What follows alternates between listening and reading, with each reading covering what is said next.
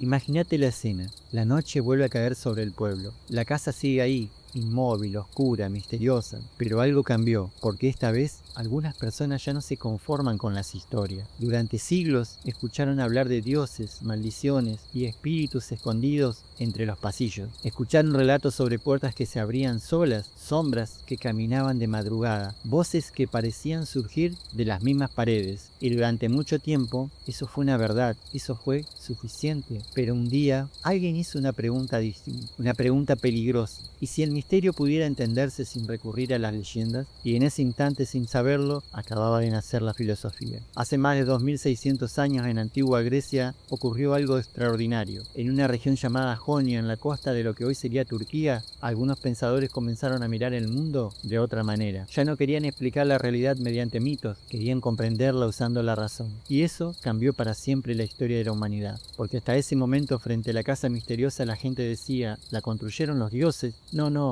en realidad fue un hechicero que la levantó usando magia. Pero ahora aparecen hombres que empiezan a sospechar otra cosa. Tal vez la casa existía por causas naturales, tal vez sus paredes, sus materiales, su estructura pueden explicarse, entenderse sin necesidad de recurrir a fuerzas sobrenaturales. Y ahí nace algo revolucionario, el paso del mito al logos, del relato fantástico a la explicación racional. Y esto nos lleva a una gran pregunta. ¿Por qué ocurrió en Grecia? ¿Por qué justo allí? ¿Por qué no en otro lugar? Bueno, la respuesta es fascinante, porque Jonia era un lugar especial, un cruce de camino, un puerto donde llegaban viajeros de todas partes del mundo conocido, Egipto, Persia, Venecia, y cada viajero traía una historia distinta sobre el universo, distintas creencias, distintas explicaciones. Imaginemos la escena en nuestra casa misteriosa. Un viajero asegura que la casa fue creada por antiguos dioses, otro le responde no, en realidad fue construida por gigantes, y aparece un tercero diciendo en mi tierra creemos que la casa apareció sola. Entonces alguien comienza a pensar, si todos cuentan historias distintas, ¿cómo sabemos cuál es la verdadera? Y justo esa duda, esa pequeña grieta en la certeza, es el comienzo de la filosofía. Además, los griegos tenían algo muy particular. No existía un libro sagrado que explicara toda la realidad. No había una autoridad absoluta que prohibiera cuestionar los mitos. La religión griega era flexible, plural. Vos podías decir, no creo que Zeus haya construido la casa. Y probablemente nadie te castigaría por eso. Esa libertad es fundamental, porque la filosofía necesita algo muy delicado para nacer, la posibilidad de poder preguntar. Pero hubo otra condición importante, el tiempo. Muchos de estos hombres tenían algo extraño para aquella época. Tenían ocio,